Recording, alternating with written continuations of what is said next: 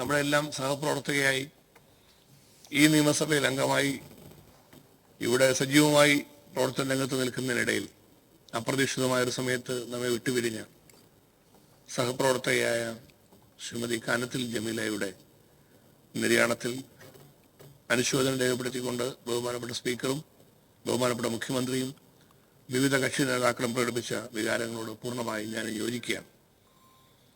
Sir, ഇന്ത്യയിലും കേരളത്തിലും 2000 കാലഘട്ടത്തിൽ അധികാര വികേന്ദ്രീകരണം നടപ്പാക്കിയപ്പോൾ അതിലൂടെ സ്ത്രീ ശാക്തീകരണത്തിൻ്റെയും വനിതാ പ്രാതിനിധ്യത്തിൻ്റെയും പ്രാധാന്യം എല്ലാ രാഷ്ട്രീയ പ്രസ്ഥാനങ്ങളും വളരെ സജീവതയോടെ രാജ്യമെമ്പാടും പ്രത്യേകിച്ചും കേരളത്തിൽ ചർച്ച ചെയ്ത ഒരു കാലഘട്ടത്തിൽ സ്ത്രീ ശാക്തീകരണത്തിലൂടെ വളർന്നു വരാൻ കഴിയുന്ന, സമൂഹത്തിൽ ഉന്നതമായ സ്ഥാനങ്ങളിലേക്ക് വരാൻ കഴിയുന്ന നിരവധി പ്രതിഭകളായ വ്യക്തിത്വങ്ങൾ നമ്മുടെ വനിതകൾക്കിടയിൽ സമൂഹത്തിലുണ്ട് എന്ന് തെളിയിച്ചുകൊണ്ട് കടന്നു വന്ന ഒരു മഹിളാ രത്നമാണ് യഥാർത്ഥത്തിൽ ശ്രീമതി കാനത്തിൽ ജമീല എന്ന് പറയുന്നതിൽ അഭിമാനമുണ്ട്.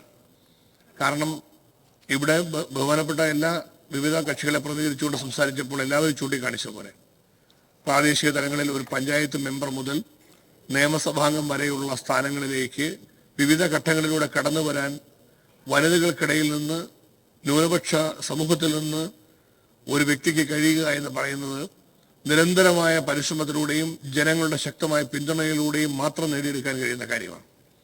അക്കാര്യത്തിൽ ജനങ്ങളുടെ മനസ്സ് ആർജിക്കുവാൻ കഴിഞ്ഞ, അത് നേടിയെടുക്കുവാൻ കഴിഞ്ഞ ശ്രദ്ധേയമായ പ്രവർത്തനങ്ങളിലൂടെ മുൻനിരയിലേക്ക് വരാൻ കഴിഞ്ഞ വ്യക്തിത്വമായിട്ടാണ് കാനത്തിൽ ജമീലയെ നമുക്ക് കാണാൻ കഴിയുക. നിയമസഭയിൽ ഭരണമുന്നണിയുടെ ശക്തയായ ഒരു പോരാളിയായിട്ട് എപ്പോഴും ഇടപെടുന്നത് ഞാൻ ശ്രദ്ധിച്ചിട്ടുണ്ട്.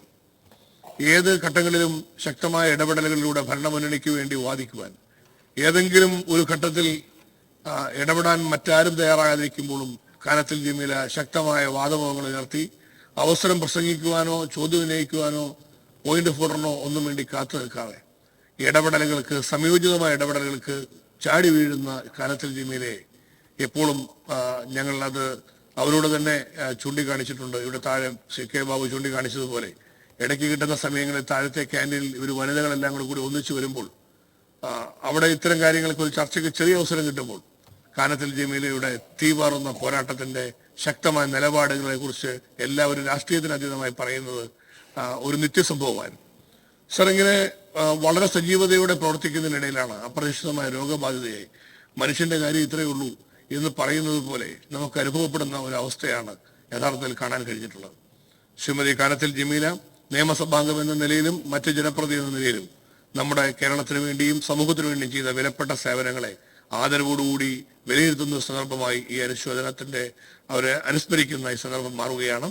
ശ്രീമതി കാനത്തിൽ ജമീലയുടെ വിലപ്പെട്ട സംഭാവനകൾക്ക്, അവരുടെ എല്ലാവിധത്തിലുള്ള പ്രവർത്തനങ്ങൾക്കും ഞാൻ അവരെ പ്രത്യേകമായിട്ട് സ്മരിക്കുന്നു. അവരുടെ കാനത്തിൽ ജമീലയുടെ ആത്മാവിന് സർവശക്തൻ നിത്യശാന്തി നൽകട്ടെ എന്ന് പ്രാർത്ഥിച്ചുകൊണ്ട് അനുശോചനം രേഖപ്പെടുത്തിക്കൊണ്ട് എൻ്റെ വാക്കുകൾ ചുരുക്കും.